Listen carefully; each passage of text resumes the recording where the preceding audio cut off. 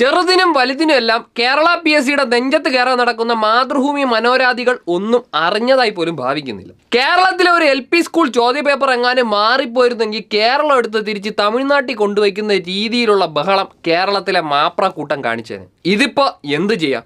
കേന്ദ്ര സർക്കാരിൻ്റെ കുഴപ്പമായിപ്പോയി. അത് കണ്ട് മിണ്ടാതെ പഴം വിഴുങ്ങിയതുപോലെ ഇരിക്കുകയാണ് മാധ്യമങ്ങൾ. കേരളത്തിലെ 9 ലക്ഷം കുട്ടികളാണ് നീറ്റ് എക്സാം എഴുതിയത്. അത്യാവശ്യം റാങ്ക് കിട്ടും എന്ന് കരുതിയവരൊക്കെ റിസൾട്ട് വന്നപ്പോൾ മാനസികമായി തകർന്നിരിക്കുകയാണ്. നല്ല റാങ്ക് പ്രതീക്ഷിച്ചവർക്കൊക്കെ പണി കിട്ടി. ഇത്രയധികം മലയാളി വിദ്യാർത്ഥികളെ ബാധിക്കുന്ന വിഷയമായിട്ട് പോലും കേന്ദ്ര വിദ്യാഭ്യാസ മന്ത്രിയുടെ വാർത്താ സമ്മേളനം, അതുപോലെ കോടതി പറഞ്ഞ നിരീക്ഷണങ്ങളുടെ സ്ക്രോൾ എന്നിവയല്ലാതെ ഒന്നും കേരളത്തിലെ മാധ്യമങ്ങൾ കാണിച്ചിട്ടില്ല. കേരളത്തിൽ എന്തുണ്ടായാലും വാതോരാതെ കുരയ്ക്കുന്ന ഇൻഫ്ലുവൻസർമാർ എന്ന വിഭാഗം മിണ്ടുന്നേയില്ല. എല്ലാവരും വായു അടച്ച് പഞ്ചപുറ്റം അടക്കിയിരിക്കുന്നു. ആർക്കും ധാർമ്മിക രക്ഷ കൊള്ളണ്ട. വല്ല സഞ്ജു ടെക്കിയുടെ ലൈസൻസ് റദ്ദാക്കട്ടെ, എന്നാലേ യവന്മാരെയൊക്കെ വാ അനങ്ങത്തുള്ളൂ.